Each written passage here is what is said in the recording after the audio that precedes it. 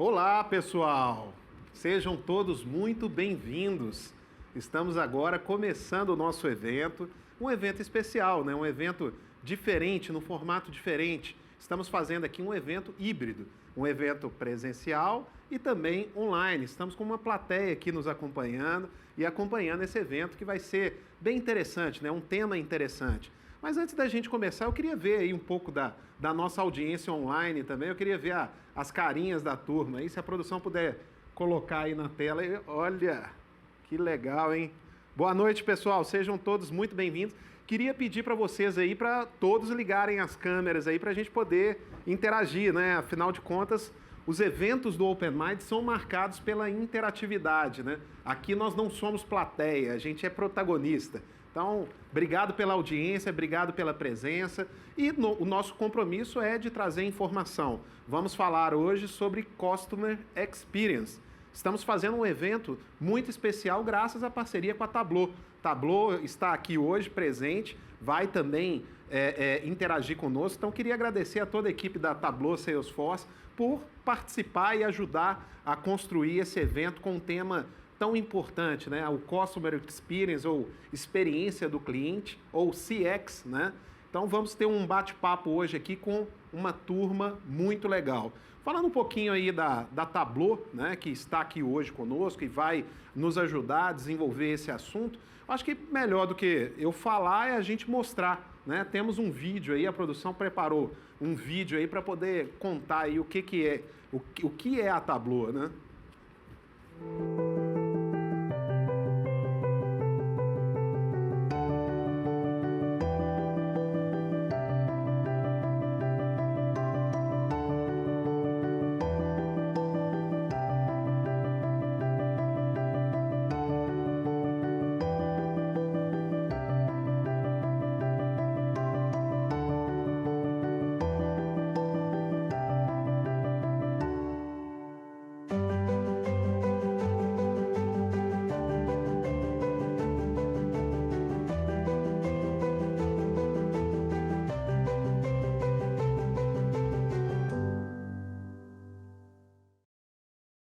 Bom, pessoal, então nós vamos falar agora sobre o tema de hoje, né? Customer Experience. E para poder conversar sobre esse tema, eu tenho um convidado especial, né? Eu vou chamar aqui o Jaime Miller. Jaime, vem para cá, senta aqui do meu lado, vamos bater um papo, vamos conversar. O Jaime, ele é Country Manager da Tableau. O Jaime é membro do Comitê Empresarial e Econômico do Governo de São Paulo, é mentor de startups e professor de MBA. Adivinhe qual disciplina? Customer Experience. Seja muito bem-vindo aí, Jaime. Obrigado, Lúcio. Tudo bem? Obrigado, pessoal. Prazer tê-los todos aqui, interagindo aqui num tema tão importante e tão presente no dia a dia de todos nós aqui. Muito bem-vindos. É isso aí. O Jaime é um parceiro desde o início do Open Mind, ajudou a idealizar todo esse movimento. Então, tem uma gratidão muito grande por você, Jaime. Muito obrigado por, além de fazer parte do Open Mind, apoiar todos os nossos movimentos, inclusive esse evento aqui com essa plateia muito legal que está aqui presente no estúdio e que está aí também em casa. Muito obrigado. Não, a gente que agradece essa iniciativa. Aliás, eu convido a todos a conhecer aqui o estúdio, é sensacional, toda a infraestrutura, todo esse aconchego aqui. A gente está super feliz de estar num evento como esse híbrido, um evento presencial, olho no olho, e poder estar também com todas essas pessoas que estão assistindo a gente de diversas partes do Brasil e do mundo, poder compartilhar com a gente aqui esse assunto tão interessante. Parabéns ao Open Mind por trazer esse assunto e abrir essa possibilidade a todos. E é importante também deixar claro que nós estamos aqui sem máscara, porque todos nós aqui completamos as 2 doses aí de vacina, né? Estamos vacinados e também hoje, agorinha mesmo aí, saiu um decreto autorizando aí o não uso das máscaras dentro de ambientes fechados aqui em São Paulo. Então, é um momento diferente, né, que a gente está retomando essas atividades presenciais e o fato da gente estar aqui nos estúdios da Crossroads é, como bem o Jaime falou, um ambiente muito agradável. Eu quero ter a oportunidade de receber todos vocês aqui, porque é aqui que a gente grava o nosso podcast, o podcast aí do Open Mind.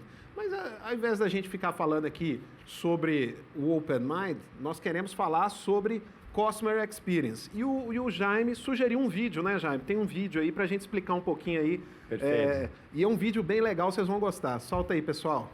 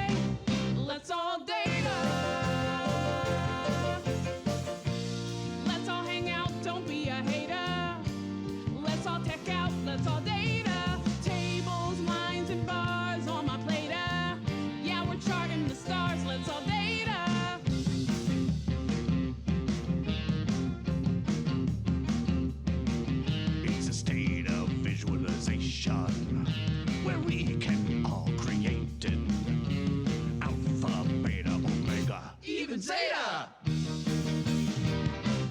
Let's all data. Mary Mecco. Data. Bucks and Whisker. Data. Steam and Leaf. Data. Buckspot. Data. Sankey. Data. Scatter. Data. Get. Data, data, data. Let's all data.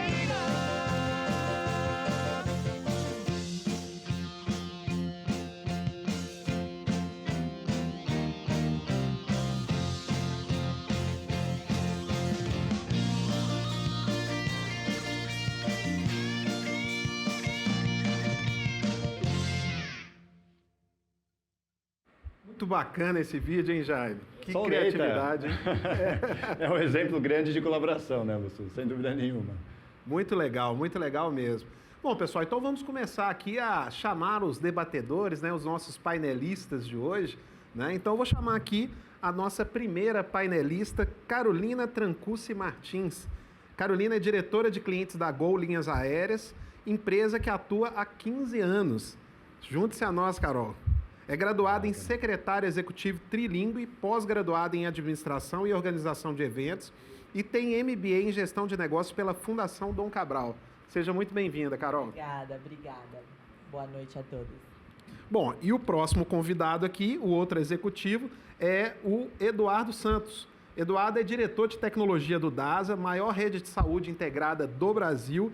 Ele é formado em engenharia pelo ITA, tem pós-graduação em políticas e estratégias e MBA em gestão de pessoas. Eduardo, seja bem-vindo. Obrigado, boa noite. Bom, e o próximo convidado, né? Paulo Rosanova. Paulo Rosanova é Global Sales Director do mercado eletrônico. É graduado em sistemas de informação, tem MBA em liderança e gestão de pessoas pela BSP. E ainda é Professional Education Cultural Answer for Global Business pelo MIT. Isso é um trava-língua, hein? Isso é trava-língua. Obrigado. Que é isso? Obrigado a todos aí por aceitarem o nosso convite, né, para poder discutir aqui com o pessoal, falar sobre Customer Experience. Obrigado a todos vocês. A gente já pode abrir o serviço? Já podemos começar? Vamos começar então, vamos falar sobre Customer Experience. Então, vamos começar de uma forma diferente, tá? Eu queria agora, nesse exato momento, convidar todos vocês a fazerem um brinde, né? A brindarmos nesse exato momento. Por quê? Porque além de informação, isso aqui também é um momento da gente confraternizar, da gente fazer o networking. Cada um de vocês aí recebeu em sua casa aí um voucher, né? Que foi uma cortesia da Tableau, né, para que a gente possa brindar aqui juntos nesse momento. É por isso que eu pedi para você abrir a sua câmera, para que a gente possa fazer esse brinde online aqui. Queria convidar a todos aqui também, para poder, o garçom, por favor, vai servir os nossos convidados aqui, para que a gente faça um brinde, né? Queria brindar a vida, brindar a retomada das dos eventos presenciais, brindar aos negócios, que a gente possa juntos aqui se empoderar e fazer com que o nosso país volte a crescer, né? A gente está vivendo um momento muito difícil para toda a humanidade e eu acredito muito no poder da rede. Eu acredito que a economia daqui para frente ela vai ser uma economia em rede. As pessoas cada vez mais vão procurar se agrupar e formar alianças e é para isso que nós estamos aqui. Então, vamos fazer um brinde, né? Por favor aí, quero pedir aos nossos convidados online que já preparem também o seu brinde para que possam, nesse momento aí, erguer as taças, né? A nossa plateia aqui também, daqui a pouquinho nós vamos brindar lá embaixo e vamos também confraternizar. Obrigado a todos vocês aqui pela presença, né? Então, é um momento realmente muito especial. Pessoal, queria ver a turma de casa aí, se o pessoal já está com as taças na mão, se já vai brindar junto conosco aqui. Produção, se puder abrir aí. Olha aí, pessoal, que legal. Cadê o brinde? O Genésio, eu tô vendo ele aí com a taça, olha, tô vendo, tem cerveja, tem vinho. O Milton tá num vinho ali, é vinho, Milton? Ou é impressão minha? Tem gente na água, brindando com água. Que legal, olha o tanto de pessoas que estão aqui, amigos open-minders que estão aqui para que a gente possa celebrar, né? Nos informar, celebrar. Agradeço a todos vocês, então eu ergo a taça aqui junto com vocês para poder fazer esse brinde presencial, virtual. Vamos brindar a vida e a saúde. É isso aí, pessoal. Muito obrigado a todos vocês.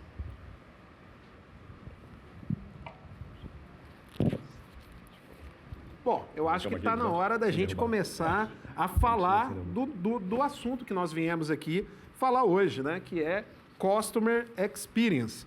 Então, eu queria também dizer que no último dia 15 agora foi dia do consumidor, né? Então, nós estamos aí na Semana do Consumidor falando aqui sobre Customer Experience. E eu tenho percebido uma mudança de comportamento e de hábitos de consumo, né? Então, isso tem muito a ver também com o que nós vamos falar aqui. Então, não podia deixar de citar aí o dia 15, que foi o dia do consumidor, e nós estamos aqui hoje falando sobre Customer Experience.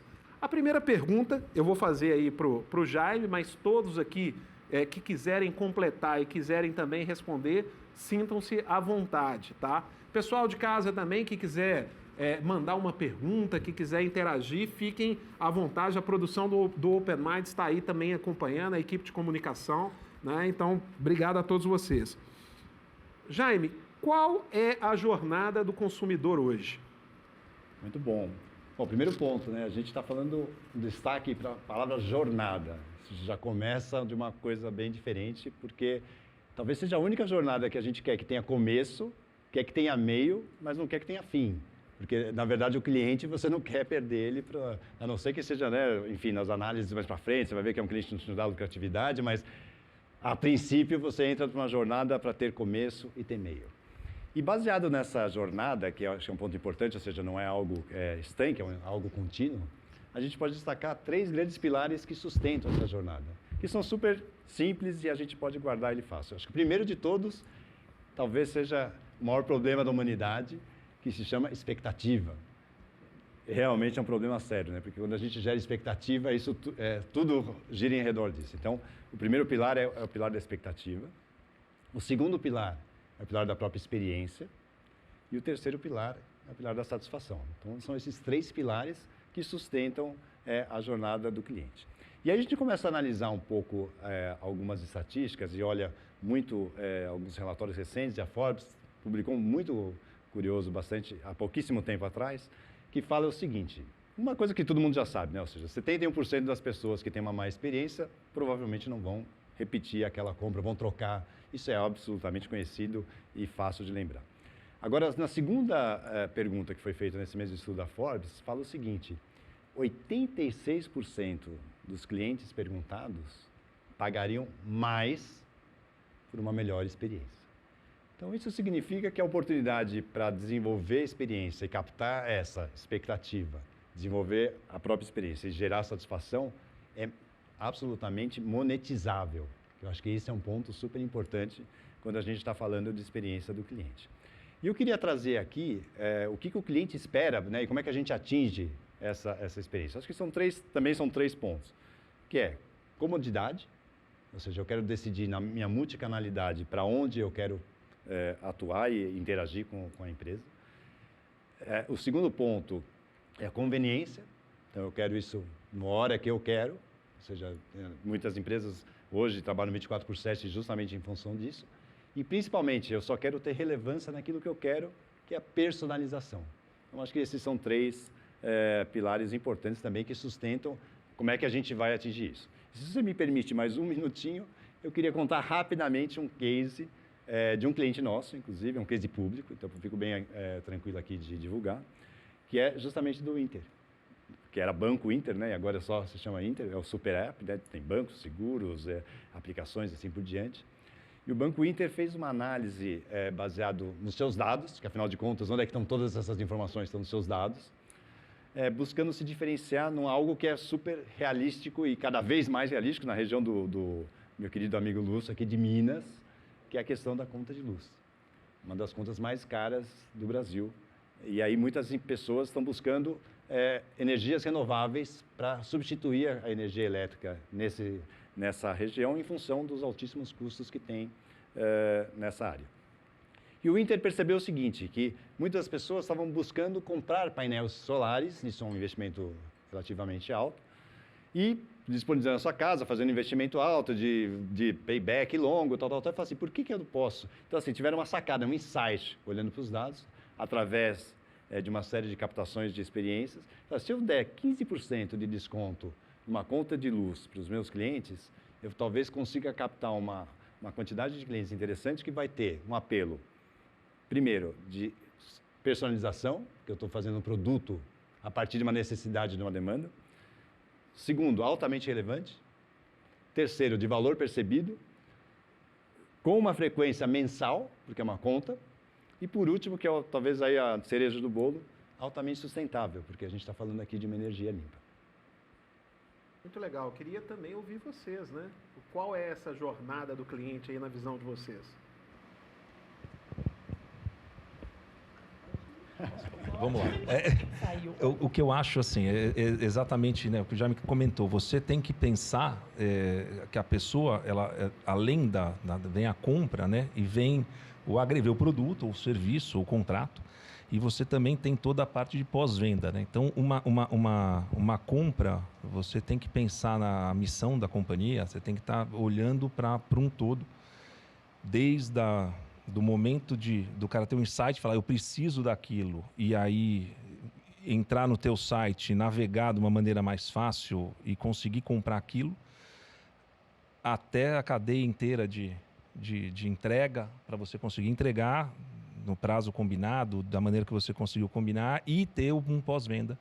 Então, a cadeia é a jornada do cliente, né, é muito longa mesmo, e dependendo dos modelos, você pegar, eu estava pensando aqui na companhia aérea, a jornada demora meses, dependendo. O cara compra uma passagem e vai voar daqui 4, 5 meses, né? Então acho que tem que olhar por esse lado.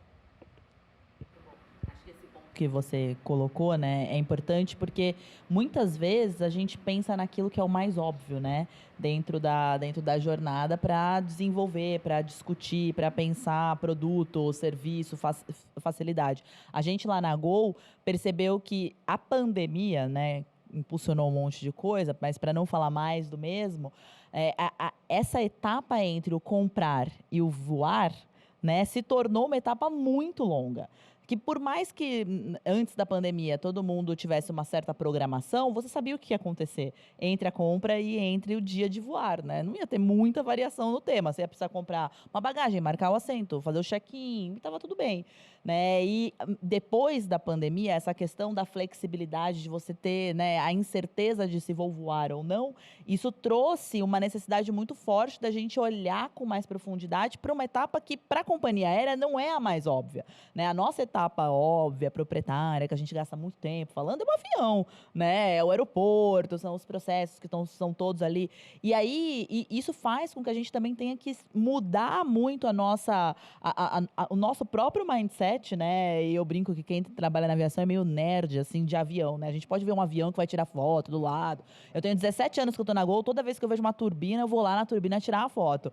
E a gente tem que olhar para etapas que não são mais tão óbvias, porque a necessidade do cliente mudou, né? E essa expectativa, né? E frustrar a expectativa é uma coisa que se tornou cada vez mais fácil, né? Se você não está conectado com a necessidade. Então, acho que olhar além daquilo que é óbvio se tornou muito mais, né, importante dentro do processo.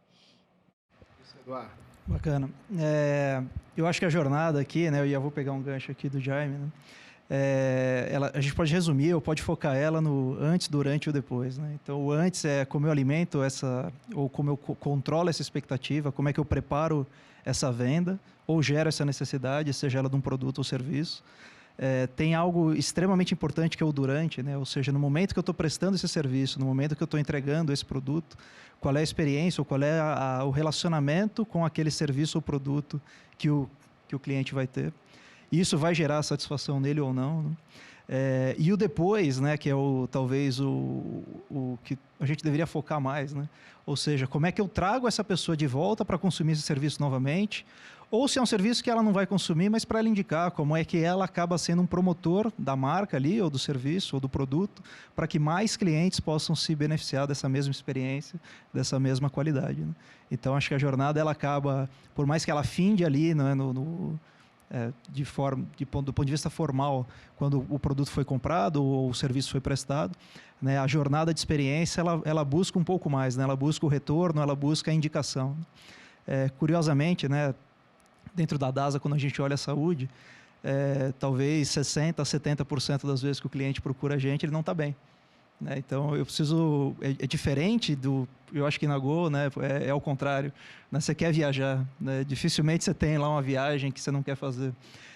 Quando você olha a saúde, tem lá uma parte de rotina, tem a parte de... Né, o pessoal vai ganhar nenê. Então, você tem algumas jornadas positivas, mas na maior parte das vezes, não. Eu tenho uma jornada complicada, que eu pego o cliente num momento complicado. E aí a experiência é mais importante, porque a expectativa ali não é boa, ele não está preocupado com a expectativa. E a gente conseguir trazer algo que tire o foco, né, o foco da dor, o foco do problema, e traga ele para uma satisfação, ao ponto de vista de, no final, depois, eu gerar, né, uma satisfação bacana, uma indicação, e até um conforto no retorno. Né, que, curiosamente, né, na DAS a gente não quer que o paciente retorne, né? Eu quero que ele tenha alta e não precisa mais voltar, eu quero que ele esteja bem, né? Mas eu quero que ele indique, quando a outra pessoa tiver problema, como é que a gente traz isso de novo, né? Então, acho que esse é o que a gente busca aqui com o jornada. Muito legal. Bom, pessoal, a próxima pergunta é exatamente uma pergunta mais reveladora a respeito de Customer Experience, né? O que de fato é o Customer Experience? Esse termo está cada vez mais comum nas organizações, mas será que, de fato, a experiência do cliente está sendo levada em consideração? Jaime? Não, com certeza. Eu vou começar pelo fim e depois eu vou voltar para o começo dessa resposta. Acho que a resposta é sim, a experiência está sendo levada muito e, de verdade, acho que a maior parte das empresas hoje, em algum momento, coloca a satisfação do cliente como um índice, mais uma vez, de remuneração ou participação de uma remuneração variável dentro da maior parte das companhias. Então, isso acho que é o maior exemplo brutal, né, de quão importante é isso e, obviamente, a partir daí se desmembram em N outros indicadores. Mas, voltando à pergunta inicial, a primeira coisa que eu falo no meu módulo lá de Customer Experience da FIAP é justamente, se você veio para o módulo de Customer Experience, você entrou na sala errada, né? O pessoal fica chocado e fala, não, como assim, né? Uma disciplina. Mas é porque tem um porquê, e é importante a gente entender isso. Na verdade, quando a gente fala de experience, né, de Customer Experience, a gente não pode falar de uma única vertical, porque se a gente falar só de Customer, a gente vai deixar de entender o que está por trás do Customer. E o que está por trás do Customer, e aí a gente vai falar das 4 dimensões, né? Então é o seguinte, a dimensão número 1, e talvez a mais importante, é que por trás do Customer existem pessoas. Então eu não consigo conceber, né, entregar um bom Customer Experience se eu não pensar em Employee Experience. Então, as pessoas da Go, as pessoas do DAS, as pessoas do mercado eletrônico, as pessoas da Salesforce, as pessoas do OpenMind e todos vocês aqui, necessariamente precisam começar a pensar seriamente de como é que eu faço o Employee Experience, que é employee no momento, ele é cliente da Go no outro momento, infelizmente tem problemas, vai procurar o DAS, ele precisa fazer compras e assim por diante. E a gente realmente tem essa necessidade. E a jornada desse Employee Experience também é uma jornada parecida como a Carol comentou aqui, que pode começar desde o processo do envio do currículo, como é que foi recebida a comunicação, tem toda uma jornada para isso. E como enfim, eu vivo disso, né, vivo de dados, tem uma informação importante também de uma outra pesquisa, essa não é da McKinsey, que fala que 75% das demissões voluntárias poderiam ter sido evitadas por qualquer tipo de projeção de previsão de dados se fossem atreladas a ela. Isso gera um impacto na economia global de 630 bilhões de dólares por ano, somente esse fato. Então, Employee Experience é a primeira dimensão. E a partir de um funcionário com uma boa experiência, é muito maior a capacidade de ele entregar uma boa experiência. Então, esse é a primeira dimensão. A segunda dimensão é a dimensão do produto ou do serviço.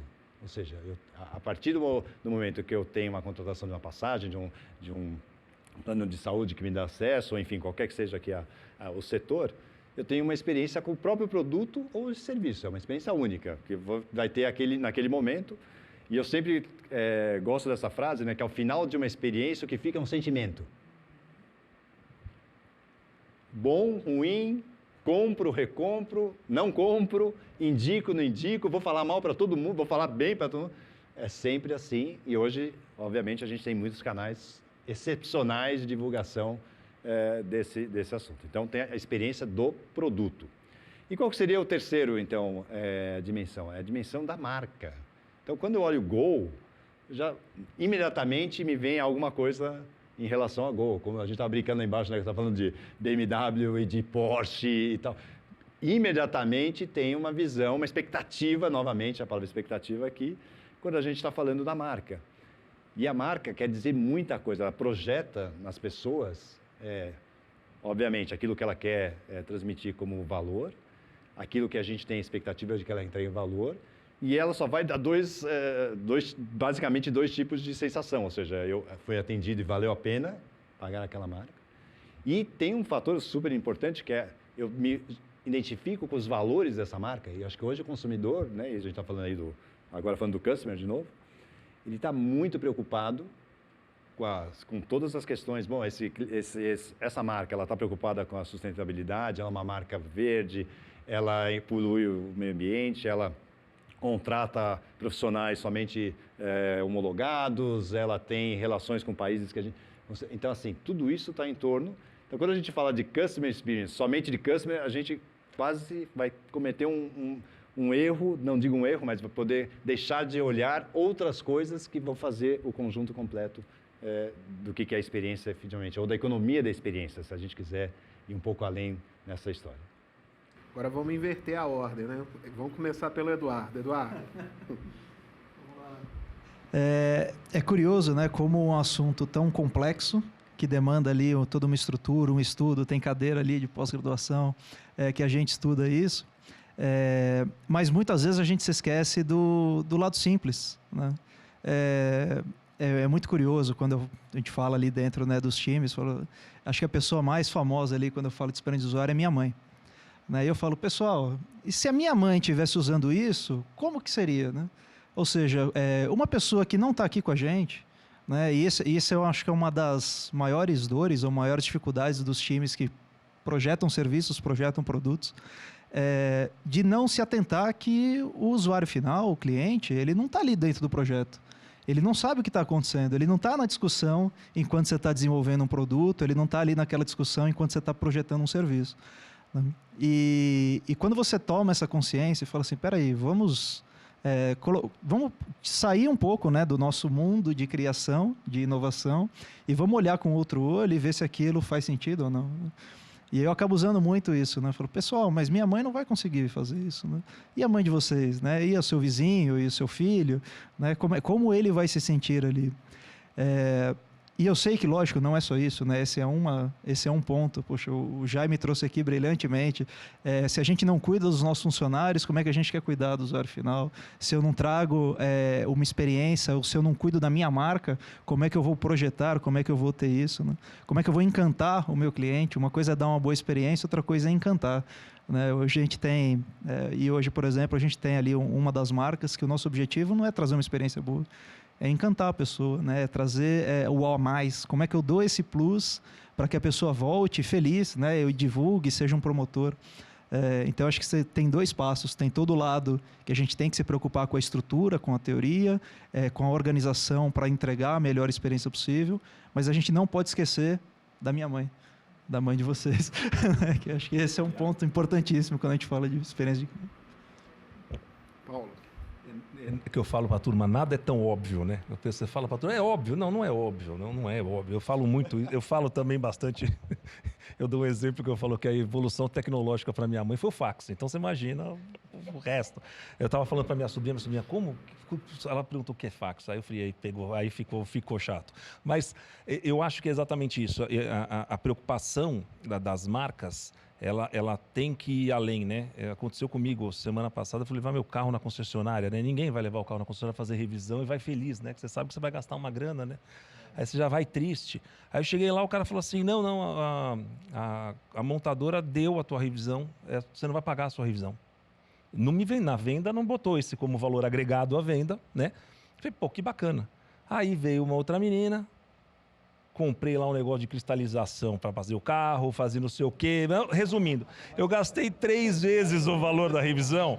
Aí eu falei, olha só, aí saí pensando, exatamente, estava pensando no tópico, eu falei, isso que é o cara pensar na experiência. Me deu um negócio, eu acabei gastando mais, não reclamei, estou falando bem daqui, eu estou falando bem do negócio. Então eu acho que é exatamente isso, você se preocupar, eu acho que sentar na cadeira do cliente e ver o que eu gostaria que fizessem comigo.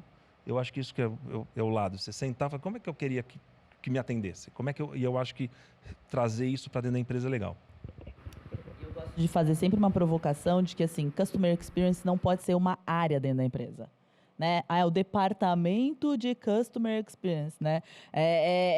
Porque daí isso torna a responsabilidade ali só, né, daquele grupo específico, né? É quase, quando a gente fala, né, nessas esferas todas, né, fala de colaborador, aí você fala do produto, fala da marca, traz um pouco esse contexto de valor, você está falando do quê? No final, de cultura, né? Se isso não estiver permeando a organização de uma forma verdadeira e que isso seja falado em todos os tópicos, né? Então, muitas vezes, é óbvio, né, que para organizar isso dentro, né, das estruturas, você acaba tendo que ter uma estrutura formal, mas isso não pode ser a bandeira e nem a responsabilidade só de uma área, né? Então, eu sempre gosto de começar falando o que não pode ser, né? E acho que lá na Go a gente passou por um processo interessante em relação a isso, porque para a gente era muito...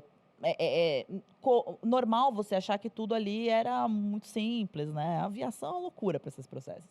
E quando você deixa que esse tema seja tratado só por uma área, você se limita também, né? Porque daí é a cabeça do engenheiro do avião, que é o cara que está olhando lá o funcionamento de dentro do avião, ele não conecta com uma fala de cliente. Você vai falar, o cliente reclamou que o ar-condicionado está frio, está quente, né? O comportamento esquizofrênico que a gente tem com o ar-condicionado, e que isso acontece. O engenheiro olha para você e fala assim, tá bom, legal, parabéns que você está monitorando isso. Quantas reclamações em 40 milhões de clientes transportados? Eu tenho aqui 5. Volta amanhã, né? Eu tenho uma lista aqui de coisas para olhar. E quando isso se torna cultura, né? E eu gosto sempre de trazer muito esse exemplo. Se tem uma relação hoje que, para mim, é completamente não óbvia, é a interação que eu tenho semanalmente, que meu time tem semanalmente com a engenharia. Né? Você fala, você está discutindo o quê? Configuração de aeronave? Não, a gente está falando sobre a temperatura do ar-condicionado a bordo.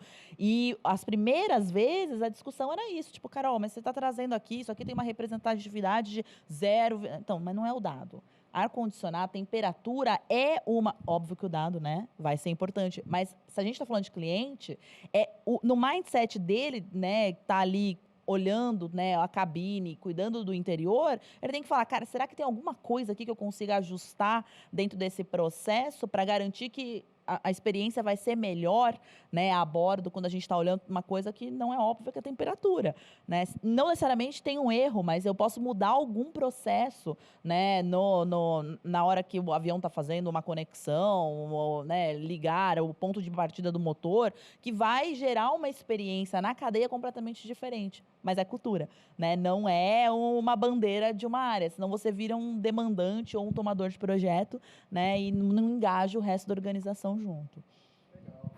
Antes de passar para a próxima pergunta, eu queria dizer para o pessoal que está acompanhando aí de casa, né, que depois dessa conversa sobre Customer Experience vai ter uma baladinha aqui, né? Temos até um DJ aqui, eu não sei se a produção consegue mostrar o nosso DJ lá embaixo, peguei de surpresa.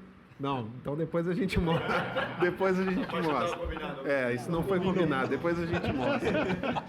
Mas eu queria agora, nós vamos inverter novamente, vai começar pela Carol, mas eu queria pegar um gancho no que o Eduardo falou, que é a questão de se a mãe dele usaria aquilo ali, né? Pensou na mãe dele.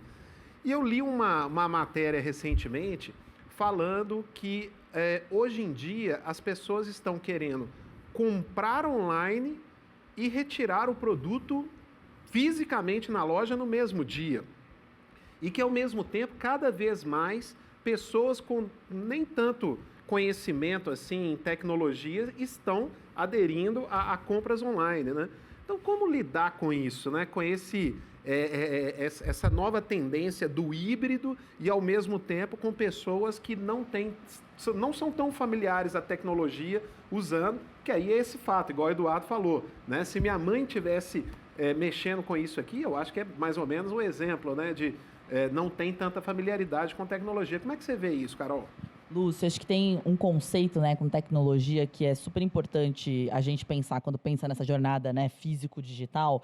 E se tem uma coisa que a companhia aérea nunca vai mudar é que, né, eu não quero teletransportar ninguém, nem que todo mundo fique viajando só no metaverso, né? Para a gente é importante que as pessoas se desloquem e estejam lá. Mas se a tecnologia não entrega solução, ela não vai ser usada, né? Não vai ser usada. E não necessariamente a gente vai vencer esse processo sempre vai ter alguém que vai precisar da interação humana. Só que a interação humana tem que ser para coisa que vai fazer a diferença, né? Aquilo que você vai... Eu costumo sempre falar isso. Você vai conectar dois cérebros que vão falar assim, entendi. Né? É o pedido atrás, né? É a necessidade por trás do pedido. Nem sempre aquilo que a gente desenha como usabilidade, né? E acho que o exemplo que o Eduardo deu a gente tem um clássico na Gol, que para a gente era muito óbvio no site, né? A venda, tudo online, né? Você tinha a opção lá para comprar, você vai procurar o seu destino, tem a opção ida e volta ou só ida. E a gente tinha um caso de uma cliente que sempre ligava para comprar. Ela falava, mas vamos explicar aqui como é que funciona. E não era uma pessoa não fluente. Um dia conversa vai, e fala, gente, não é possível. Né? Porque que tem só uma pessoa que liga para comprar e ela sabe usar e depois gerencia tudo online. Fala, é que no site só vende a ida. E ela está voltando. É super óbvio. Mas você fala, gente, eu nunca teria pensado nisso. A ida, né, dela não é ida, é uma volta. E a gente mudou uma coisa super simples, que é, sei lá, né, falar que é ida ou volta, e resolveu, né, porque é você realmente entender o motivo pelo qual, né... Isso! Eu fui de algum jeito, né? Mas a tecnologia tem que ser, né, esse catalisador de você ter facilidade. Na hora que cria burocracia, a aviação é muito isso, assim. Entrou um processo que burocratizou, as pessoas ficam, os clientes todos ficam um pouco menos fluentes. Né? E eu sou um excelente exemplo nesse sentido, né? Eu brinco que eu viajando a trabalho sozinha, não tem problema nenhum. Mas aí pega a minha pequena família, né? Que são 3 crianças, um cachorro e um marido. Não é que é o meu marido que não... Eu perco toda a fluência que eu tenho no processo. E se a tecnologia não me conduzir para o que eu tenho que fazer, eu não vou usar. Porque falando 3 crianças, 25 documentos, autorização, meu marido vai junto, ele vai em outro voo, tem que assinar aqui, o cachorro, 25 formulários, tem tanto, né, efeito dentro desse processo e tanta coisa que você tem que se preocupar, que se a tecnologia for mais uma coisa, né, que não vai somar dentro da jornada para te facilitar, não vai. Então, esse olhar e a gente aprofundar e entender, né, aquilo que todo mundo vai ter uma jornada que, a não ser um produto 100% online, né, você vai ter uma jornada que em algum momento ela vai se tornar física. E as pessoas, elas estão agora cada vez mais valorizando a qualidade dessa interação pessoal, né? A gente foi tão privado que isso agora faz muita diferença. Então, a gente tem que olhar com muito carinho para essa combinação, né, para trazer realmente facilidade. Caramba. Paulo. É o fato, o pessoal está usando muito o Omnichannel, né? Que você consegue... tem lojas, né? A Riachuelo, é uma loja bem bacana. Você chega no Shopping Morumbi, você compra no computador, pega ali. É um negócio bem... É um movimento que o varejo, não só o varejo, mas basicamente o varejo, que tá puxando muito isso.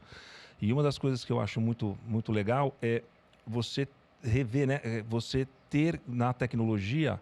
as compras, você conseguir pegar e executar a compra com menos cliques. Então, no meu mundo de tecnologia, quantos cliques eu tenho que dar para chegar na tela tal, na página tal? Ou quantos cliques eu tenho que fazer isso? E eu, na época, quando eu entrei no mercado eletrônico, faz tempo, né? Mas nunca parei para pensar. E hoje, quando eu entro em algum site, diminuíram a quantidade de cliques. Né? Então, você vai comprar, que meu cartão já está lá, já está pronto. Então, eu acho que essa preocupação de você olhar e tentar trazer cada vez mais lean, né? Cada vez mais a parte de o processo, deixar ele mais claro, mais rápido, para a pessoa não ter dúvida. Porque já comprei voo achando que eu estava comprando para 5 horas da tarde, comprei às 5 horas da manhã. Não, às 7 horas da noite foi 7 horas da manhã. E aí, quando chegou, eu falei, putz, comprei errado. Então é exatamente isso. E também trabalhamos com isso, né? Então você tem que pensar que uma pessoa que vai chegar não vai entender nada e vai querer, às vezes, comprar a blusa e vai querer receber e ir no shopping do lado. Então é um trabalho para a turma de logística, é um trabalho geral da cultura da empresa. Jaime. Eu acho que é muito interessante, eu adorei a tua fala, as duas falas, na verdade, e eu acho que tem um dado interessante dessa questão que você trouxe, né, Lúcio, da questão do compro no digital, retiro no físico, compro no físico, retiro no digital, enfim. E, na verdade, eu talvez não sei quantos de vocês sabem, mas o maior índice, né, o maior motivo de índice de abandono de carrinho em e-commerce é a questão do frete no Brasil. Muitas pessoas, né, você fala assim, vou analisar por que eu tenho uma alta taxa de abandono de carrinho, de compras. Né? Então, já pesquisei, já passei por aquela fase, já fiz a jornada de até chegar até lá e no final eu desisto, por conta do frete. O frete no Brasil é um problema. Então, por que o frete é um problema? Porque ele é caro, na maior parte dos tempos, e segundo, que ele normalmente não entrega na expectativa da conveniência ou da comodidade que eu havia colocado. Então, essa facilidade hoje dessa integração é que faz as jornadas serem umas jornadas mais felizes. Então, eu estou super alinhado aqui, tanto, né, nas duas pontas da tecnologia, facilita a vida, por outro lado, uma jornada que seja simplificada. E a gente vive um momento muito único, que é dicotômico ao mesmo tempo, porque, por um lado, a gente quer a personalização e, por outro lado, a maior parte das empresas quer eliminar o maior custo possível, que são pessoas, tratando essa jornada, colocando bots. Transacional. Então, que tem pessoas, como eu, por exemplo, que adora. Eu acho ótimo marcar um exame no DASA sem precisar falar com ninguém, para mim é uma felicidade única. DOTS é 1, digite 2, digite 3, digite 8, vai lá no WhatsApp ou em qualquer outra plataforma.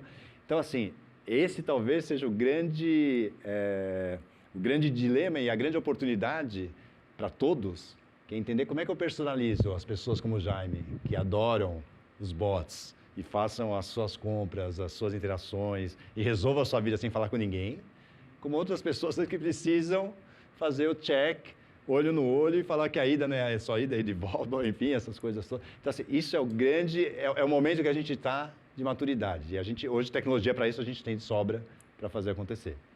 Edu? E a gente tem espaço para todos os caminhos, né? Eu acho que hoje as companhias, a gente tem que se preocupar com todos os casos. Você tem o caso do bot, que é fantástico, e eu acho que até as novas gerações, elas estão muito mais, você é um cara jovem ali, ele está muito mais antenado hoje no bot, até pela cultura que a gente tem hoje de comunicação por texto. Tem o pessoal do olho no olho, do telefone, ó, eu quero falar com um humano, eu não me sinto à vontade, né, de falar aqui com um robozinho para marcar alguma coisa. E eu não sou nenhum dos dois, curiosamente, né? Eu não gosto nem do bot, nem de falar com o humano. Eu prefiro abrir o site e eu configurar mais rápido, né? Talvez pela cabeça ali de engenheiro ou algo assim, mas eu prefiro eu ter o controle e entregar isso de uma forma mais rápida. E curiosamente, pegando o gancho aqui, né? Diminuir o número de cliques é sempre muito bom, mas se diminui muito, assusta. Sim. Né? Ficou muito. Se é muito fácil, você perde o controle. Tinha uma época que na Amazon lá fora, você clicava, era um botão assim e comprou. Aí, não, peraí, não queria comprar, eu só queria, já foi. Né? Então, assim, calma, né? Então, assim, será que eu comprei? Né? Será que eu comprei? Não comprei? Peraí, aí você olha o e-mail, se chegou, então, assim, confunde. Você comprar 3 vezes. Compra, sim, depois tem que estornar, dá uma dor de cabeça. Isso aconteceu comigo recentemente. Então, a gente conseguir dosar é importante, né? Como é que eu consigo dar, né, uma velocidade, dar uma eficiência bacana, seja ela pelo bot, seja com uma interface mais rápida, sem assustar o usuário, então ainda mantendo ele com controle, para você não comprar a passagem errada, né, ou não comprar o produto 3 vezes, né? E como é que a gente consegue manter esse equilíbrio, né? Com relação ao físico digital, não tem volta. Né? Hoje o digital você não tem como escapar do digital e não tem como se desvencilhar do físico. Né? Para fazer um exame, não tem jeito, eu preciso do físico. Eu posso evitar que a pessoa vá até a unidade e ir na casa dela, mas alguma interação física eu sou obrigado a ter. Né? Para voar, eu não tenho o que fazer. Né? Eu vou ter que viajar, então eu tenho que estar presencialmente em algum lugar até que o teletransporte seja inventado, né? Que vai ser uma boa, você não gosta não, mas eu tô louco para inventar esse negócio. O metaverso nem tanto, mas o teletransporte físico ia ser, nossa, é fundamental. A dica aí, quem estiver pesquisando, esse é um produto que eu compro. Vai comprar online, mas o cotonete vai no nariz. O cotonete vai no nariz. Lá, se você pagar um pouquinho mais, vai pela saliva, não dói e tal. A gente já tem. Tem uma saída já. É horrível isso. Mas aqui o teste do Covid é bem chato mesmo. Então, e ter esse mundo físico e digital integrado, né? A pandemia trouxe muito isso, né? Ela acelerou a transformação digital na maioria das empresas. Quem fez foi o vírus. Né? Hoje a gente fala, né, e brinca disso, mas é verdade. Né? Hoje quase todas as empresas elas têm já uma capilaridade, um foco digital muito grande, mas isso não isenta o cara da Riachuelo que eu quero pegar. Né? Por que eu quero buscar? Porque eu não quero pagar o frete. Porque o frete demora, porque quando for entregar eu não vou estar em casa, porque o cara vai tocar a campainha e sair correndo e ninguém vai atender e eu vou ficar mais 3 meses, né, com 5 tentativas até receber meu produto. Né? Então, como é que a gente faz esse é um desafio importante, né? Como a gente mistura o físico com o digital, aí, o phygital, né, como alguns chamam. Né? Acho que esse é um dos principais pontos aí focais, né, das empresas hoje. Legal. Antes de passar para a próxima pergunta, nós já estamos com perguntas aí da plateia, né? Eu vi que Alexandre Volinek fez uma pergunta.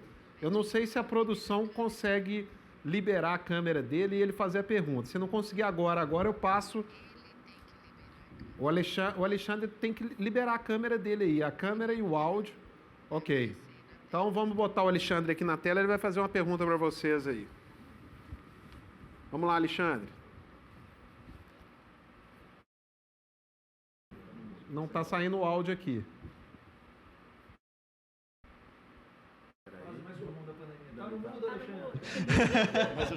Gostei do seu fundo de tela aí, Alexandre. Agora sim, estamos ouvindo. Boa noite a todos, obrigado aí, excelente apresentação. Sou Alexandre Volinek, CFO da Vital. E achei interessante o comentário aí da Gol, né, que falou, não, antes o passageiro, ele chegava e ia viajar e dava tudo certo. E na pandemia surgiram várias situações diversas, não sabe se vai viajar, não vai viajar.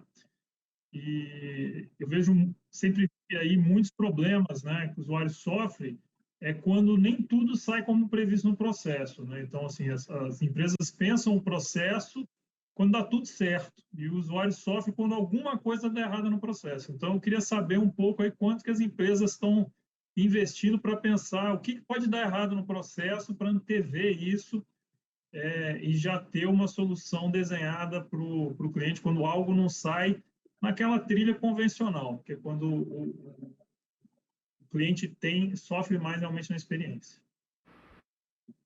Boa pergunta. E aí, quem quer responder a pergunta do Alexandre? Obrigado pela pergunta, viu, Alexandre? Obrigado pela participação.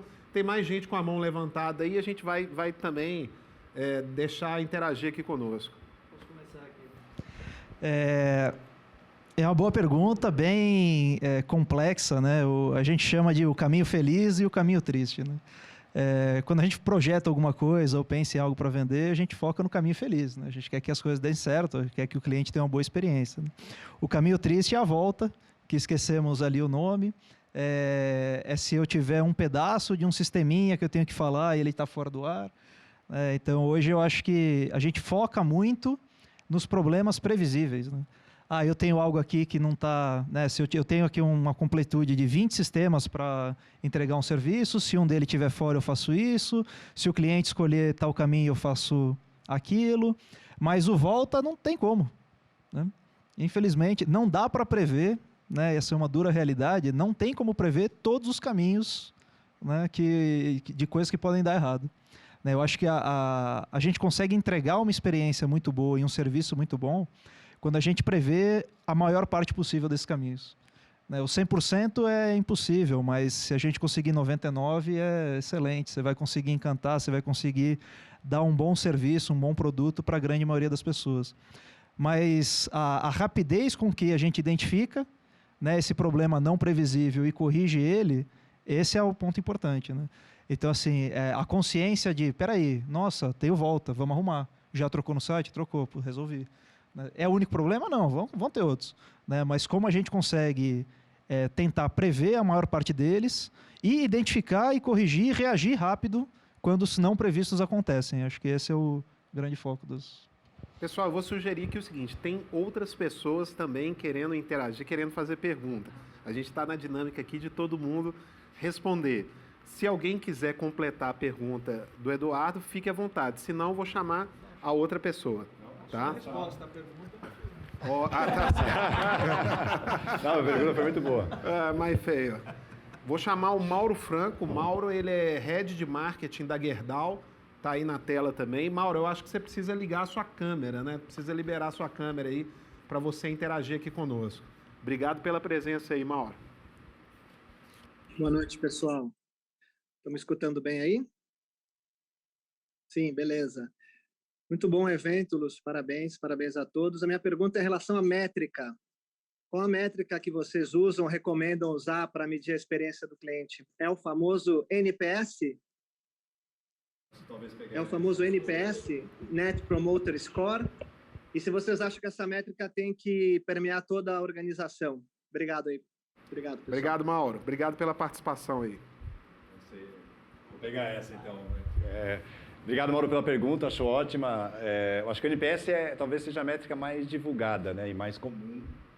E é uma sem dúvida nenhuma, apesar de que medir o NPS não é simples. Definitivamente não é uma jornada simples, porque requer muito esforço e nem sempre ele pode ser efetivamente alcançado nas medições que são feitas. Então, na verdade, existem hoje pelo menos umas 40, 50 métricas diferentes. Então, pode ter churn, pode ter... bom, enfim, do que a gente falou. Eu, na verdade, não te daria a resposta de qual é a métrica, mas eu talvez te desse uma resposta um pouco diferente, que possa talvez complementar para achar a métrica, né? E aí, a partir daí, colocar. Talvez o caminho para isso é entender que existem dois grandes grupos de dados que são totalmente diferentes, que, quando interligados, dão uma resposta poderosa para você. Um dado que todo mundo tem, que é o transacional. Todo mundo tem. Quando vendeu, quando tal, tudo isso é o transacional. O outro dado, que eu acho que esse é o dado que começa a diferenciar umas empresas das outras, é o quanto eu consigo captar de dados de experiência, experience data. Então, esses dados, na verdade, que são muito mais importantes hoje para medir o real NPS do que só o transacional. E aí, quando eu junto os dois, bom, por que clientes deixaram de voar para Cuiabá às terças-feiras da tarde? Isso é um dado transacional, né? Ou seja, isso é um dado... Perdão, essa é uma informação transacional. Entender o porquê, muitas vezes está na experiência. Bom, porque o voo atrasou, porque não sei o quê, enfim, são outras coisas. Então, eu acho... E aí a gente é evoluindo um pouco isso, já tem empresas, a Price é uma delas, a gente pode citar aqui, porque isso também é como eles colocam. Eles já falam sobre um outro conceito, né, que é o ROX, né, que é o Return on Experience, que ele vai falar um pouco além do NPS. O NPS passa a ser um dos elementos desse ROX, né, que é o Return on Experience. E aí vai tratar dados como assim, orgulho, quantos influenciadores, qual é a visão e valores dessa empresa, que seja, não são os dados que a gente está acostumado a medir e nem o formato que a gente está medindo. A Accenture coloca como Business Experience, enfim, cada um tem a sua nomenclatura, mas eu acho que, de verdade, o que eu gostaria de trazer aqui para a tua pergunta, se puder agregar alguma coisa, é olhar que existem essas diferenças de tipos de dados e como é que eles se conjugam para formar um KPI importante. Legal. Bom, espero que tenha respondido aí, Mauro. Temos mais uma pergunta, não sei se está com a câmera ligada aí. Gustavo Gonçalves, que é da Britvic. Britvic, para quem não sabe, aí é a Maguari, né? Então, Gustavo, que é de Minas Gerais também, brigadão aí, Gustavo, pela presença. Obrigado, Lúcio. Na verdade, Maguari é uma das marcas, é a mais conhecida talvez, são várias de bebidas, é isso aí. Obrigado pela oportunidade, parabéns pelo evento. A minha pergunta, ela vai na linha da minha indústria, né, que é de bem de consumo. Nós temos dois tipos de customers. Tem o cliente, o consumidor final das nossas bebidas, no caso, mas tem os varejistas, que são os nossos clientes diretos. Então, eu queria que o Jaime comentasse as diferenças de abordagem dentro dos 3 pilares que você trouxe no início, Jaime, de expectativa, experiência e satisfação, considerando o cliente, né, o varejista e o consumidor. São 3 abordagens completamente diferentes, 3 interesses completamente diferentes. Um está transacionando a nossa mercadoria e tem interesses até financeiros, tal, que é normal, e o outro está consumindo e tem outros interesses, quer que seja gostoso, saudável e etc. Então, eu queria que você comentasse a diferença de abordagem desses 2 customers, né? E como medir, você já acabou respondendo a pergunta do Mauro, mas, assim, como tratar de forma diferente esses 2 customers na indústria de bens de consumo? Obrigado. Legal. Bom, começo aqui e peço ajuda aí a todos aqui. Obrigado pela pergunta. Eu acho que parte um pouquinho desses 3 pilares que são realmente completamente diferentes. Ou seja, o cliente que é o teu distribuidor ou a tua revenda, quais são as expectativas que ele tem? Vamos começar pelo básico, né? Primeiro, qual é a persona, né, dessa revenda? Então, ele tem um perfil específico que você vai traçar e vai ver de que tamanho de empresa, qual é esse tamanho, enfim, para atender essa persona, que acho que aí que começa a jornada. E o que eu imagino que ele tem expectativa é que, bom, ele receba o produto no prazo combinado, nas quantidades combinadas, nos sabores, né, no caso aqui, dentro das marcas combinadas, que ele venha nas condições esperadas, no preço que ele possa fazer. Todas essas expectativas são as que ele tem de abastecimento e de distribuição desse produto na cadeia que ele tem. Então, a jornada que ele faz, ela é diferente, assim, eu preciso colocar isso numa loja, eu preciso pegar esse produto, receber esse produto, estar preparado para receber esse produto, e planejar quando é que ele vai ser entregue na produção, ou seja, tem toda uma jornada que ela é muito relativa, que ela, teoricamente, acaba no ponto de venda, na teoria, né? De novo eu falei que a jornada não tem fim, mas na teoria ela acaba nesse ponto de venda e na fidelização desses pontos de venda que você faz em relação à sua empresa. Que, por outra vez, vem um cliente da gôndola ou online ou como quer que seja, que pega esse cliente, leva para cá também. Outra expectativa. Bom, eu preciso alimentar minha família, eu preciso trazer... Estou preocupado com a expectativa minha de que ele seja natural, de que ele não tenha conservante, de que ele dure bastante, que eu possa ter uma embalagem reciclável e blá, e blá, e blá. Ou seja, são coisas complementares. Então, eu não sei se respondo aí meio que genericamente as diferenças das jornadas, mas elas são realmente muito específicas, mas com as características, assim, se a gente delimitar os elementos que tem em cada uma delas eles são os mesmos. Elas só têm soluções diferentes para os mesmos atributos. Se vocês quiserem complementar, por favor. Eu penso nisso, né, quando você olha para o B2C e o B2B, né? Então, é exatamente isso. O C é uma pessoa, normalmente uma ou duas pessoas, né, que é a turma de casa, que toma a decisão, ele vai pensar que produto, vai pensar o produto, vai decidir a compra. O frete é uma coisa que é importante, que não tem que ter, né? E vai comprar, ele que vai receber, ele que vai tomar o pós-venda do serviço, essa coisa toda. Quando você vem no B2B, já começa do lead time. A pessoa que faz a requisição do item não é ela que vai comprar. Ela fala, preciso de um determinado produto ou serviço, ponto. E vai para uma área de compras, que é a área de compras que vai comprar. Então, você tem N etapas que passam no processo no B2B, que vão até a parte de pós-venda, que você tem uma área de manutenção, que vai fazer a manutenção, que você comprou um serviço de manutenção, mas quem vai acompanhar o técnico do ar-condicionado, por exemplo, da manutenção, é outra pessoa. Então, as jornadas têm que ser muito bem pensadas.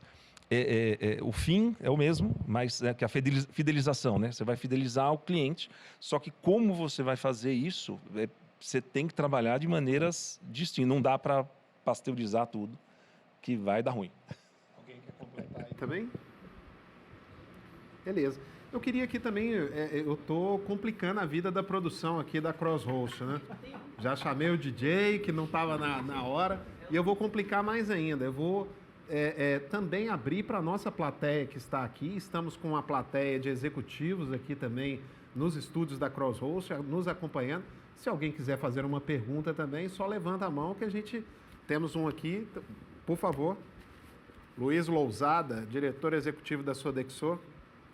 Quiser vir aqui, ô Lousada, que aí a turma de casa consegue te acompanhar. Obrigado, Lúcio. O nosso cinegrafista aqui complicou a vida dele. Obrigado, amigos. Bom estar aqui com vocês. Estou aparecendo aqui. Deixa eu ver aqui para trás, que eu acho que fica mais fácil. Obrigado. Um tema interessante que vocês colocaram aqui é venda pós-venda. E, verdadeiramente, hoje em dia, eu tenho pensado num tema interessante, que é venda, é pós-venda, é continuidade de venda, ou verdadeiramente é uma experiência. A gente acaba nomeando as empresas, nomeando as áreas dessa forma, mas todos os nossos produtos e serviços aqui são revendidos, recomprados. Quanto a gente está olhando para essa experiência e não simplesmente separando a venda e a pós-venda. Para mim, isso é tudo um fluxo. Então, eu queria só fazer a pergunta, a visão de vocês sobre esse processo, venda, pós-venda e experiência. Obrigado, Lousada. Obrigado pela participação. Aqui, pergunta de prova essa, hein? Pergunta de prova. No fim, eu acho que a gente talvez vá ter, né, dentro da organização, estruturas específicas que vão lidar mais operacionalmente com isso, mas quando você pensa a jornada, né, isso precisa ser contínuo, né? Então, essa coisa de, aqui é a venda, ali é só a pós-venda, aqui é a entrega, se isso ficar muito segmentado, né, acho que a gente nem captura todo o valor que pode ter ali dentro, né? Na Gol, né, e tentando fazer um paralelo aqui, né, na nossa experiência, a gente vai ter ali uma pluralidade de tipos de clientes, então é o B2C, é o B2B, né, e o nosso B2B ainda tem, né, o cliente que é o fruto do cliente B2B ainda vem para mim como um B2C ali com expectativas. E todo esse processo, né, a nossa pós-venda não necessariamente é pós-uso do serviço, né? A gente até classifica que o pós-venda ele está ali efetivamente após a etapa da venda mesmo. Comprei, não necessariamente voei. E ainda tem uma outra etapa, né, depois do desembarque, quando a gente vai abrindo bem a jornada, que é a reconsideração de compra, né, que vem ali em todo esse universo que a gente pode usar muito, né, usando o nosso dia a dia lá, que é um pouco o programa de fidelidade, né? Então, qual que é o papel do programa de fidelidade dentro desse contexto? É garantir que depois que tenha, né, o pós-uso, vamos dizer assim, do serviço ali contratado, esse cliente volte para dentro do ecossistema. E no final, para mim, isso tudo é experiência, né? Não vai ter um pedaço só que vai ter a experiência, né? Cada etapa da jornada tem um desenho de experiência, uma proposta de valor, aquilo que precisa ser entregue e precisa ser considerado isso do começo ao fim, inclusive da gente olhar como é que isso se conecta no todo, né? Porque senão vira a experiência de compra é uma coisa, a experiência do voo é outra coisa, e parece que você está interagindo com marcas completamente diferentes, né, ao longo dessa jornada. Então, eu acho que, no final, tudo isso é a experiência, é aquilo que o cliente vai ficar do sentimento no final, né, se deu certo. Não importa muito em que etapa que foi, né, é muito o que aquilo gerou e garantir, né, que depois o cliente volta, né, a realimentar essa relação, né. Legal. Bom, eu tenho uma pergunta aqui também relacionada a essa experiência, né? Porque, na verdade, experiência é um aprendizado e que pode ser transformado em dados. E isso é o que tem muito a ver também com redes sociais, né? Os dados tratados nas redes sociais. Como que as empresas de vocês estão lidando com essa questão desses dados, a captação desses dados e toda a questão de lei geral de proteção de dados e respeitando tudo isso? Queria começar ouvindo aqui o Eduardo. É um desafio, né? Ainda mais, por exemplo, na área da saúde, todo dado ele é protegido, todo dado é sigiloso, né? Então a gente acaba interagindo ali com a legislação em muitos aspectos, né? Mas sem dúvida, né? Eu acho que a captação, o armazenamento, né, e o tratamento desses dados é fundamental. E aí, seja dados de expectativa de compra ali, seja financeiro, seja do comércio, passagem, ou dados ali que a gente tem hoje de saúde, não só os dados clínicos, mas os dados de operação do usuário, né? Então, o usuário ele vai mais, né, ser atendido local, ou ele tem uma preferência remoto, quanto ele topa pagar por uma coisa, por outra. Quanto tempo eu levo para entregar na ponta um resultado de exame, ou um produto, ou uma confirmação de uma passagem aérea, ou o que seja, né? Então, captar todos esses dados é importantíssimo, mas é um pedaço, né? E aqui o Jaime acho que pode dizer até com mais propriedade, não adianta você ter o dado se você não faz nada com ele. Eu acho que o grande diferencial é quando a gente consegue transformar esse dado em informação, né? Então, assim, obviamente, sem dados não tem o que fazer. E é importante, a empresa vai ter uma área de dados, você vai ter ali cientistas, engenheiros de dados para organizar essa volumetria. Mas se a empresa toda não pensar em dados, e o videozinho que a gente passou aqui, ele mostra muito isso, né? All data, né? Todo mundo pensando em dados, mas não no dado só pelo dado, né? Ou seja, como é que eu trago informação disso? E aí até depois, logicamente, né? Como é que a gente monetiza isso? Como é que eu uso isso para melhorar a experiência, para melhorar um produto, para fazer a empresa crescer ou para entregar um propósito melhor, seja o que for. E a forma como você trata esses dados e traz ele, transforma ele em informação, eu acho que é o que vai ser o grande diferencial aí das empresas modernas aí para frente, para o futuro. A sua visão aí, Paulo? Essa parte da LGPD que entrou, principalmente no nosso caso, né, que é um portal de compras, né? Hoje passam 150 bi de reais por ano pelo portal. Então os clientes eles estão muito preocupados com esse tipo de informação, né? Porque se eu pegar diferente de você, eu não faço nada com a informação não é nossa, a informação é do cliente. Mas eu consigo, por exemplo, dando um exemplo, consigo destrinchar o preço de uma turbina. Então, daria para fazer isso. A gente não faz porque os dados não são nossos. Então, é uma preocupação que o mundo tem, né? E eu acho que com razão. Então, a gente não transaciona as preocupações de segurança. Tem todos os certificados que você pode imaginar de segurança, a gente tem dentro do portal para garantir isso. E você tem que se preocupar mesmo com a informação confidencial. Então, no nome, quando o cliente apaga alguma informação, você tem que ter, não pode apagar 100%, você apaga parte dos dados. Então, é um negócio complicado e quando você vem na pessoa física, você tem informações piores, você tem cartão de crédito, você tem CNPJ, você tem tudo, você tem a vida da pessoa lá dentro, dá para abrir empresa, dá para fazer o que quiser.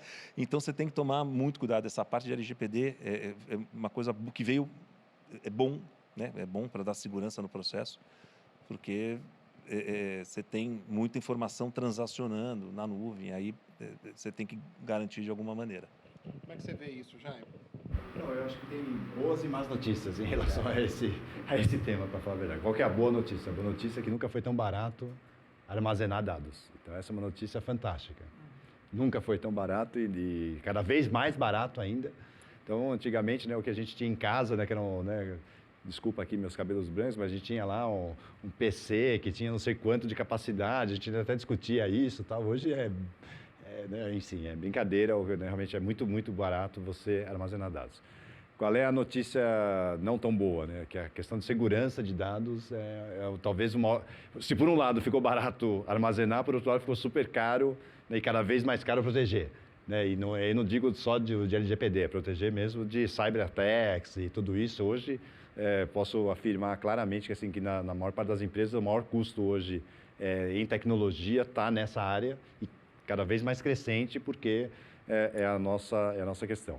Eu acho que, no fundo o LGPD veio num momento ótimo, porque a privacidade hoje é tudo. E a gente acredita piamente em uma coisa que é muito simples, né, e muito lógica e até para reflexão. Por que dados não aparecem, né, a quantidade e a qualidade e a monetização aqui dos dados, por que não estão no balanço das empresas? Se, de repente, é a coisa mais valiosa que ela tem. Provocação. Deveria aparecer. Carol, e você? Eu acho que a gente tem que olhar muito para a LGPD com esse contexto de como isso cria proteção, né, para a gente e para o cliente. E, principalmente, né, em aviação, no consumo do nosso tipo de serviço, quando o cliente vê o valor daquela informação, né, de disponibilizar aquele tipo de informação, isso gera uma confiança dentro do processo, que eu não estou pegando o número do seu RG, porque eu acho legal ter, né? É que isso é um pouco daquilo que eu falei antes, né? Quanto isso vai facilitar com todos, obviamente, né, com todos os guarda-reios aí de segurança da informação. Então, quando a gente olha e aí o que fica para dentro da companhia, né, e quando você traz a provocação de rede social, hoje todo mundo fala o que quer, e aí você tá ali super exposto, né, dentro do seu contexto, e aí como é que as marcas podem olhar para aquilo para você capturar um pouco dessa questão de sentimento e até construir ali, ok, eu não preciso saber quando você está transacionando necessariamente na rede social, né, a gente na Gol consome muito a nossa rede social e a gente usa, né, os nossos canais como um saque 2.0, né, diferente de muita marca que deixa só ali o comentário positivo, a interação, que é só, né, o curtir e tal, a gente deixa mesmo como uma oportunidade de também capturar um pouco o sentimento, né, porque o nosso produto, né, aquilo fruto da que a gente, né, tem ali na relação com o cliente, nem sempre eu capto o que está passando realmente com você, né? Todo mundo tem essa visão de pensar que a viagem é sempre uma coisa feliz, né? E a gente fala muito isso lá na Gol, que quando você tem, né, 180, né, clientes dentro de um avião, você certamente vai ter alguém que está indo de férias, alguém que está voltando das férias, né? Então o sentimento já é completamente diferente, né? Tem alguém que acabou de ser demitido, tem alguém que está indo aceitar uma proposta de emprego, tem alguém que está indo casar, alguém está indo encontrar o amor da vida pela primeira vez, você está indo enterrar um ente, né, da sua família. Então, assim, e a pluralidade de emoção que você pode capturar pelas interações, e aí a gente usa muito a rede social para sentir também um pouco do mood, né, dos clientes. Na pandemia foi super importante pra gente. Eu estou trazendo um olhar um pouco diferente do dado ali, né, como os meninos já colocaram, porque acho que a gente tem oportunidades hoje de captar um pouco essa coisa da essência do sentimento e da necessidade, e a rede social pra gente foi super importante ao longo da pandemia para entender um pouco como é que as pessoas estavam se sentindo no contexto de segurança, de retomada, porque você encontra ali essa pluralidade. Claro que... Opa! Claro que usando isso com bastante, né, parcimônia, enfim, e com seriedade, a gente consegue agregar para dentro ali da marca muita coisa que passa desapercebido nesse universo de informação muito rápido, né? Então, é um outro olhar, além de tudo que vocês colocaram, mas acho que tem um outro olhar também para a gente consumir rede social e explorar aí essa relação de rede social com as nossas marcas, que é super interessante para captar umas nuances diferentes que passam um pouco mais desapercebidas. Legal. Pessoal, eu sou suspeito de falar, né? Mas eu acho que tá show de bola esse evento. A gente tá até passando um pouquinho aqui do horário. Peço desculpas a vocês, mas, poxa, tá legal. Temos pergunta aqui da plateia, então vem pra cá, vem pra cá, vem pra cá. Tô igual o Silvio Santos. Só não podem ficar em pé, porque aí fica complicado. Todo mundo alto e eu pequenininha, né? Na câmera não dá. Mas eu vou até passar por aqui. Aqui, ó. Eu queria pegar um pouco o gancho sobre o tema de escutar, né? Porque acho que o tema da experiência tem um componente importante de a gente ir no outro e ter essa empatia. Nós falamos um pouco sobre isso aqui. Mas eu não posso ter empatia pensando no outro desde minha visão. Eu preciso ter os insights da fonte. E aí vem o tema de pesquisa. E eu queria fazer uma provocação, mais do que uma pergunta, para entender o que vocês acham. A gente nas empresas tem proatividade para buscar esse dado na fonte? Eu estou falando num dado numérico, né? Qualitativo. Estamos buscando na pesquisa em campo para poder municiar esse design de serviços, de produtos, é suficiente? É o questionamento. A Mari, que é diretora global lá da Stefanini. Obrigado pela presença. Eu vou dizer que sim, mas pouco, né? Pesquisas são feitas, sim. Eu acho que a maioria das empresas, quando vai lançar ou vai testar um produto, sempre tem uma pesquisa. Normalmente, essas pesquisas são conduzidas por uma área específica, e aí por isso que eu acho que é pouco, né? Porque a empresa, como um todo, deveria ter essa preocupação, né? Uma das coisas que a gente incentiva lá, e aí, obviamente, a gente está aqui falando de saúde, mas eu incentivo o meu time, vai na unidade, faz você um exame, né? Quando você tiver um problema, ou faz um check-up, vai lá e faz. E quando fizer, vê a experiência que você está tendo, mas conversa com as pessoas, né? Conversa com o cara que está do seu lado ali, puxa um papo e entende o que ele está passando. Conversa com o atendente, vê se ele está com dificuldade ou não de atender um paciente. Por que demora meia hora ali para fazer um processo, né? Entenda isso. E aí não só o pessoal da área de experiência, porque toda empresa tem, que está acostumado a fazer isso, mas o pessoal que está pensando no negócio, produto, os desenvolvedores que estão lá criando um sistema, né? Eu não sei até que ponto o desenvolvedor lá já comprou uma passagem aérea pelo site, né? Ou então ele para, não vou comprar pelo site, eu vou lá e vou tentar no balcão, ou vou ligar. Será que a experiência é boa, não é? O que eu posso fazer para melhorar isso? Então, quando as equipes, né, quando os próprios profissionais tiverem essa atitude de dono, né, a gente fala muito, era muito comum antigamente o cliente oculto, né, de participar do processo e de investigar. Tem a pesquisa formal? Tem, ela é importante, lógico, né? Pega aqui uma empresa, junta 20 pessoas, e se a gente fizer isso aqui, o que vocês acham? Né? Então, assim, essa pesquisa formal ela é importante, mas ela não é a realidade do dia a dia do resto dos colaboradores, né? Então, incentivar com que as equipes também façam isso. Tira um dia, vai lá, entende, né? Vê o negócio, mesmo que você não seja da área de negócio, porque aquilo vai dar uma visão para fazer diferente, seja para o comprador, que vai negociar algo diferente, que ele não vai esfolar quem o fornecedor ali para o melhor preço, porque depois ele vai pegar um produto ou um serviço de menor qualidade, isso vai afetar a ponta, né? Seja lá o desenvolvedor, ou pessoa de TI que está criando o sistema, seja o atendente da unidade que, sentando do outro lado, ele vai ver que na hora que ele para bater papo, e o paciente ali, ou a pessoa está olhando, que está nervoso. Por quê? Porque a fila não anda, porque ele acha que aquilo não é necessário. E muitas vezes ele não parou para bater papo, ele está resolvendo um problema de outra pessoa. Mas a sensação que isso dá em quem está esperando é diferente. Então, isso, você só consegue vivenciar isso estando ali, né? Não é uma pesquisa que vai trazer isso. Então, eu acho que as empresas buscam muito a pesquisa formal, mas poucas incentivam esse contato, não só do time ali que está focado no produto, mas de toda a cadeia em ter essa experiência. Alguém quer completar?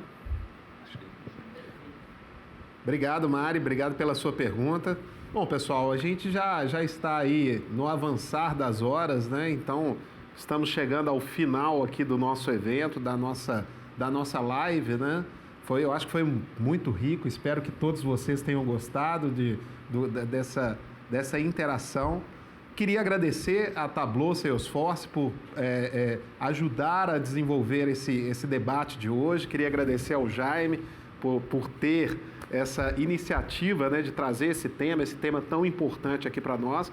E queria agradecer também aqui os debatedores, né, o Paulo, o Eduardo, a Carol, né? Então, obrigado a todos vocês que acompanharam aí de casa também, que brindaram junto conosco aqui. E queria dizer para vocês também para não ir embora, porque daqui a pouquinho vai ter o DJ, né, que eu falei aí com vocês. Agora dá para mostrar? Mostre ele aí antes da gente finalizar ele lá, ó. Olha o DJ aí, daqui a pouquinho vai ter também aqui para nós aqui um momento de happy hour. Mas queria passar para vocês aí para as considerações finais aí, as palavras finais. Vamos começar na ordem aí com a Carol e... Acho que, Lúcio, em primeiro lugar, agradecer, né, o espaço que a Open Mind sempre promove de discussão gostosa, acho que leve, né? A gente depois, quinta-feira, terminar assim, isso é super importante. Fico super feliz da gente ter esse espaço para discutir realmente cliente com essa pluralidade aqui de, né, experiências e formas de enxergar. Acho que isso é muito gostoso. Estou super à disposição, né? Quem quiser depois trocar aí figurinhas e realmente agradecer, que acho que passou rápido demais, né? Foi uma delícia, muito bom. O papo é bom, passa rápido. Jaime. Primeiro, eu agradecer aqui os painelistas aqui, fantásticos. Acho que a gente brincou aqui no começo, não, você vai falar isso sozinho. Eu falei, eu não tenho condição de falar isso sozinho, então, sem dúvida nenhuma, trouxeram aqui visões super legais. Acho que o Open Mind é isso. Acho que o relacionamento, network é isso, é falar a verdade. A gente não está aqui para defender não só as empresas ou só os produtos, a gente está aqui para falar a vida como ela é. Adoro essa palavra, né? Essa frase, a vida como ela é, e trazer a realidade para isso. E acho que fica aqui um convite, né? Acho que a questão, acho que a Carol foi super feliz aqui quando ela falou que Customer Experience não é uma área. Então, se a gente ainda precisa pensar, e isso a gente fala também, né, nos nossos clientes, a gente fala isso nas nossas aulas, assim por diante. Empresas que ainda precisam falar sobre Customer Experience e em áreas, elas estão num estágio muito anterior do que é, porque isso deveria nascer absolutamente já no DNA das empresas. As empresas deveriam nascer já com esse DNA. E só para dar um último dado, mas senão eu ia perder essa chance, né? Afinal de contas, é isso. Empresas que decidem baseado em dados performance são 15 vezes melhor. Olha só que interessante. Obrigado, Jaime. Edu. Muito bom, eu queria agradecer a todos aqui, o Open Mind aqui com o Lúcio, acho que a Tableau aqui com o Jaime de ter proporcionado nessa discussão. Né, os colegas aqui, o Paulo, a Carol, acho que foi bem bacana aí esse momento, a gente conseguiu trocar bastante ideia, bastante informação. E contem comigo também, podem me procurar depois, seja aqui, seja nas redes sociais aí, para a gente trocar uma figurinha, é sempre válido. Então, obrigado aí, pessoal, boa noite. Obrigado.